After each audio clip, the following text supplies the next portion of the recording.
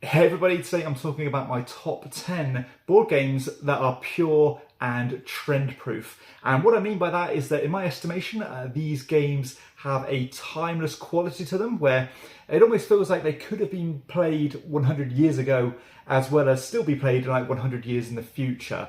And they're not necessarily reliant on current trends or patterns that are contemporary. Again, they just feel like they just are going to weather the storm and stand the test of time. I will say that these games are not necessarily in order of what is more timeless and what isn't, because I obviously feel like they either fit that category or they don't. I've put these games in order of my preference. So start with my least favourite up to my most favourite, but they all fit that category of feeling trend proof. But before I get started on these games, I want to give a shout out to the show's sponsor, Kienda.co.uk, who are my go-to online retailer, and if you use the link in the show notes or the QR code, then you can get 5% off your first order. But let's start with number 10. And at number 10 I have Tsuro. So Tsuro, super simplistic little tile placement game where you are placing these tiles that have these different kind of roads on them onto this big grid. And then basically as soon as you place the tile, you'll move your little stone piece along the track on that tile up to the furthest point. And as more and more players are taking their turns, that board is going to get populated with all these kind of squiggly lines until eventually those pieces will kind of go off the board, or the edge of the board, which means they're eliminated, or they'll collide with each other because all these lines will eventually connect. And it's all about trying to stay in the game as long as you can, try to stay alive and force your opponents off the board. So this is a game that you can just pick up and play. You could almost see this one on like a coffee table anywhere, and it feels like this could be really deluxified and has this kind of like an ancient feel to it. I mean, a big part of that goes into the actual production of the game because it does have this kind of ancient Chinese theme on it, but it feels like a true again, timeless design. Again, not terribly deep or strategic, anything like that. It's pure tactics, but it's fun, and I think it's one of those games you can just pick up and just grok immediately because you can just see how the game works from the get-go. It's good fun, nice and straightforward, super fast. That is Tsuro at number 10. At number 9, I have Skull. So this, to me, feels like a more traditional kind of pub game, and I'm sure it's kind of based on a game like that, where in this game, and it will say this is more of a party game for higher player counts, you and your opponents are going to get given these coasters, and you are essentially betting or bidding how many coasters you can flip over without revealing a skull. And all you're going to do on your turn is you're going to either kind of raise that bid or you're going to drop out of the round until there's only one person left. And then that one person again will start flipping these coasters over, hopefully not finding a skull. As soon as they find a skull, then they'll lose a life essentially. And you're going until you've done 2 successful flips, again like 2 successful bets, and then flipping the relevant amount of tiles, and then that player will be the winner. Real good highs and lows in this game, kind of nice atmosphere. Real ruckus party game, but it has, again, this kind of folk feel to it, where it doesn't feel like it's been designed by a modern board gamer or board game designer. It feels like this game's been around forever because it just has that kind of real rustic feel. So that is Skull at number 9. At number 8, I have Kobayakawa. So this is an unusual game that's actually grown on me over the years. When I first played this one, I wasn't entirely sold because it was so simple. But as time's gone on, I've started to appreciate the game's sophistication. So this is another game that is slightly better tailored towards higher player counts, but you are trying to have the highest valued card or the highest numbered card. And mechanically, this is as easy as it gets, where each player will have 1 card. And there'll also be a card in the middle of the table, face up. And all you can do on your turn is you can either draw a new card and choose to swap it or not with your own, or you can flip the card from the top of the deck to replace the one in the middle of the table. And once everybody's done that, you will choose whether you want to stay in the round or not by wagering this token. And then once everybody has revealed their cards, at least the people who stayed in the round, whoever's got the highest value card will win. But the twist on the game is that if you played the lowest value card, you will add the value of the one in the middle. And of course, you're just trying to just sneak under the highest bid, because that way you'll get boosted by that card in the middle. But again, maybe it's just worth going straight in with a higher card and just trumping the other card that way. So again, a game you've got to kind of get the feel of it, but again, it feels like a bit more of a classic folk game. So minimalist, but I love that wagering aspect where, you know, sometimes you'll drop out of the round when you realise later you should have stayed in, because you would have actually won. A lot of fun. Again, you have to appreciate the subtle nature of the game to get the most from it. But once you kind of appreciate that, then you'll get a lot of enjoyment and probably a good respect for the simplistic game design, in my opinion. So that is Kobayakawa at number 8. At number 7, I have something a bit different with a bit more of a ruckus game. This is Can't Stop. So I think push your luck games have a timeless feel to them, because you know, that idea of staying in one more round or dropping out and keeping what you've got is kind of a real kind of visceral emotion that you know, us as humans enjoy.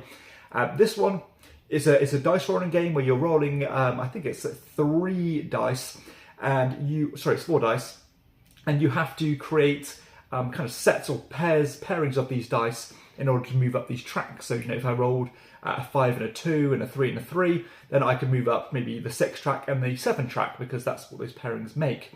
But once you've committed to 3 tracks and you keep rolling, you have to make sure that you're at least moving up one of those tracks each turn.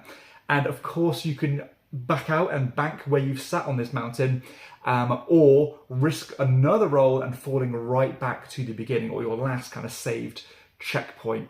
It's a lot of fun. You know, this game is still being played a lot, and it's been around since the 80s, although it's not that, you know, that huge time frame that I've been talking about in terms of the context of the video. It goes to show that it is on track to do that.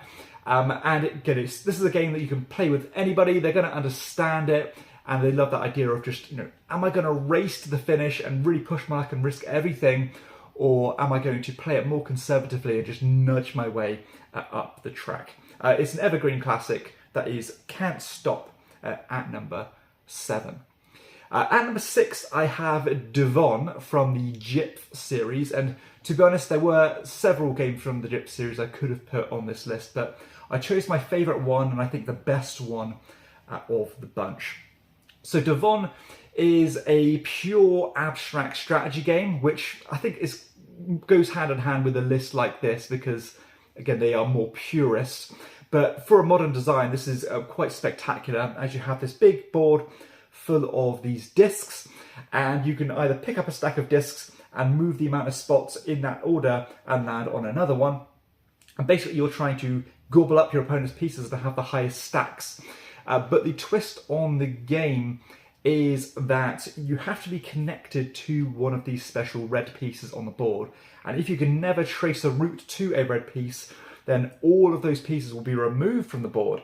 And of course, as you can land on these red pieces and then move around, you can leave your opponent's pieces high and dry and just force a whole cluster of them from the board and remove them entirely. It's so elegant. It's kind of feels like it's been around again for hundreds of years. This game it's a work of art, really. I mean, it's not always in my kind of taste to play it all the time, because it is proper head-to-head, you know, cerebral, duel-style game. So it's quite intense, but the design itself is very sophisticated, super timeless, and just a wonderful kind of masterpiece of elegant design. So that is Dvonn at number 6. At number 5, I have kind of more of a board game. This is Through the Desert by Dr. Rainer Knizia. So this one is abstract in its nature, as you are moving around this big kind of hex grid of these big hex tiles, basically. At the beginning of the game, there's going to be a bunch of these camels seated on the board, and on your turn, all you have to do is you can either extend 2 of your camel caravans by 1 or 1 by 2. And as you can imagine, the board is quickly getting kind of seeded with these camels. You're trying to reach these oases to get points. You're trying to kind of gobble up these points tokens, but at the same time, you are trying to corner off and section different pieces of the board, because if you ever kind of do an edge-to-edge connection, then everything in that group that's not been contaminated will be yours as points at the end of the game. This is like the purest example of an opportunity cost style game, where if you're going to do something, you're going to forsake something else. And again, although the board looks super open at the start of the game, within a few turns, your options get quickly kind of diluted, and it's all about taking the optimum move. It's really good. Again, it's an evergreen classic. Another game that's been around, 20, 30 years. It constantly gets a new wave of people enjoying it. And again, minimalist, purist design that is Through the Desert at number 5. At number 4, I have Battle Line, a game I've actually spoken a little bit on the channel about recently. This is a poker kind of adjacent style game. It's a head-to-head game, only 2 players, as you and your opponent are fighting over these different flags by playing 3 card poker hands and assigning them to these different flags. You only have a hand of 7 cards each time, and of course you're trying to build, like straight runs of cards, or all cards of the same color, all cards of the same number. And if you kind of beat your opponent's display of cards, then you'll win that flag, and you're trying to race to get any 5 flags or 3 adjacent flags. But it's a game about spinning plates. You don't want to commit too heavily early, because you could end up drawing the perfect card later to get you a stronger hand. But at the same time, you don't want to water yourself down too much, because you're going to leave yourself with very specific wants and needs. And inevitably that's never going to happen, where you're going to get the cards you want, because you are sharing that deck with your opponent. So I thought this was a good fit for the list, because it is, again, poker has been around for so many years, still super popular. And this is kind of a modern take on poker, where it's different enough, but it still feels like it holds true to those purist poker concepts, but again, unique enough in its own right. So that is Battle Line at number 4. At number 3, I have Hanamikoji, which is one of my most played games of all time. This is another 2-player only game, and it's a card game that is very subtle, and I always call this one probably the most perfectly balanced game that I've played, in terms of just how powerful every action is, how powerful every card is, and everything has its right use at the right time. So this is almost like a tug-of-war style game, where you are trying to win the favour of these different geishas. And all of these geishas are after a certain item. So you're going to have a hand of cards, and you're trying to have the majority of these items to again win the favour of that geisha, and if you have the majority at the end of the game, you'll win essentially. But the way the game works mechanically is so interesting, because you have 4 actions that you can use once per round, but in any order you like. And one of the key concepts is this I split, you choose mechanism, where you will offer cards to your opponent, they'll choose what they want, and you will get the remainder. And it's all about trying to divide these cards into the perfect group, where it's kind of appetizing enough for your opponent to grab it, give them what they want, but making sure that you get what you want, knowing the other information that's in your hand. The other actions are like eliminating a card from the game, which can be a complete game changer, as well as saving a card to the end. And it always comes down to that kind of final action, very meticulous.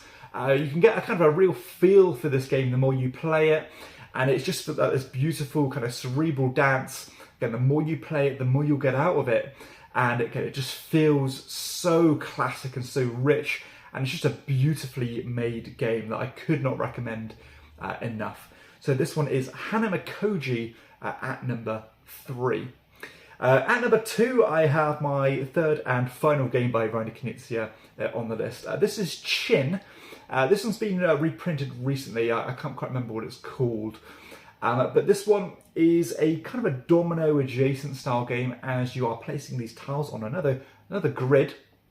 You are trying to create groups of coloured tiles in order to place your pagodas down. Once those groups become big enough, you'll put another pagoda down on it, and you're racing to get rid of your pagodas. But the trick on this game is that you can encroach on your opponent's areas, and kick your opponent's pagodas back off into their supply. Additionally, if you reach these cities by having the most pagodas that touch them, then you can shed more pagodas and claim those cities. So again, there's this back and forth between you and your opponents to not only get coverage of the map itself through the domino placement, but to connect the most tiles or pagodas to those cities on the board. Very simple, kind of the game flow, just draw tiles, place tiles, and then obviously shed your pagodas if you need to. But I really do like this kind of race aspect of the game. I like the clean cut finish or kind of end game climax. And there's even a good ability for, if there's a runaway leader happening, you can kind of conspire with the other players to try and put some speed bumps in their way to slow them down. But there's always new opportunities appearing on the table. So love this one. I played this one to death, and I'll keep on playing it. Not even slightly bored of it. Nice that it's getting a retheme and redoing so that more people can access this one, because it really does feel like a nice, clean, evergreen game that is going to be enjoyed for many, many years to come. So that is Chin at number 2. And finally, at number 1, and my favourite game on this list, this is War Chest. So War Chest is, although I put this on this list, I think this one actually feels the most modern in a way, because it does have some quite creative mechanisms. But I'm so amazed with the minimalist design here. And this is either a 1 versus 1 dueling game, or you can do a 2 versus 2 if you want to, like team-based. But it's an abstract strategy war game where you are deploying and maneuvering these military units on this board. It has this like King of the Hill effect to it, where you are trying to race around to these spawning points, claim them as your own, and hopefully protect them from your opponent. And if you get your kind of claim markers down before your opponent does, then you'll win the game. But I love the variety of military units in this game. Each time you play, I think you play with like 5 units each, and the game comes with a ton of them. I love the way that all of the different units interact with each other, and you can exploit their abilities. Maybe put some fear in your opponent about the abilities of some of your units. Like for example, some of them, the archers can shoot from 2 hexes away, or you've got the light cavalry, which are much more maneuverable. You've got like trebuchets, you've got your full-on tanked up knights that can absorb loads of damage, and so on. And although we've seen tons of games like this, I think War Chest has this or a much higher standard of design when it comes to kind of boiling it down to the core parts. There's nothing here that doesn't need to be there. I love this kind of poker chip system where you're drawing tokens from the bag, which will dictate the moves you can do. And do you want to use that token to attack? Do you want to use it to move? Do you want it to bolster your troop to make it stronger? And so on. And it's all about trying to weigh up what is most useful at that time.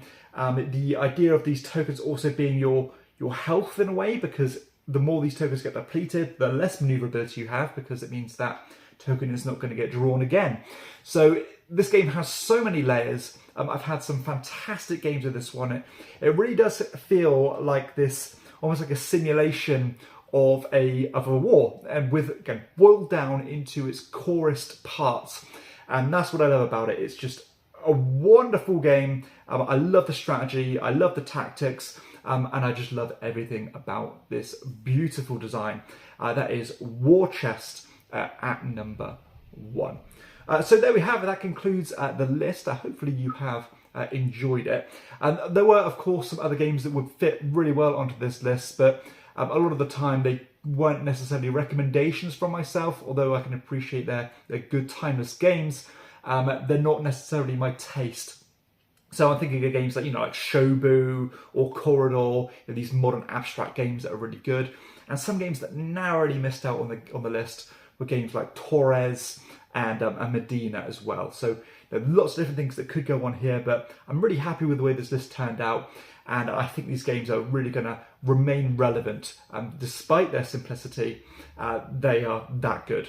So hopefully you've enjoyed the video. If you have, please hit like and subscribe to the channel. And also let me know what you think would be a good fit for this list, because I'd love to hear, and I'm sure I'll be frustrated about some that I've forgotten about. So thanks again, and I'll see you all next time on Chairman of the Board. Bye bye.